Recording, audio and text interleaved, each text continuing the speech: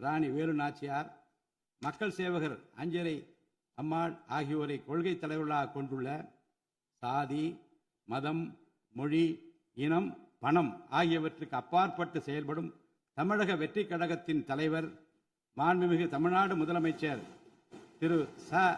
Joseph Vijay அவர்களால் தான் முடியும் என்று முடிவெடுத்து தமிழக வெற்றி கழகத்தின் தலைமையிலான அரசினை ஆட்சி அதிகாரத்தில் தமிழ்நாட்டு மக்கள் அமர்த்தியுள்ளார்கள். மாற்றம் ஒன்றே மாறாதது என்பதற்கேற்ப தமிழ்நாட்டின் அரசியல் வரலாற்றில் இதுவரை நிகழ்ந்திராத ஒரு மாற்றம் அண்மையில் நடந்து முடிந்த தமிழ்நாடு சட்டமன்ற தேர்தலில் ஏற்பட்டிருக்கிறது.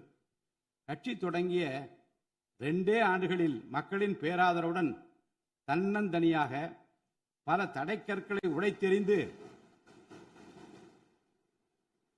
பணநாயகத்தை ஒழித்து ஜனநாயகத்தை நிலைநாட்டி ஆட்சியை பிடித்திருக்கிறார் சரித்திர நாயகர் மாண்புமிகு தமிழ்நாடு முதலமைச்சர் அவர்கள்.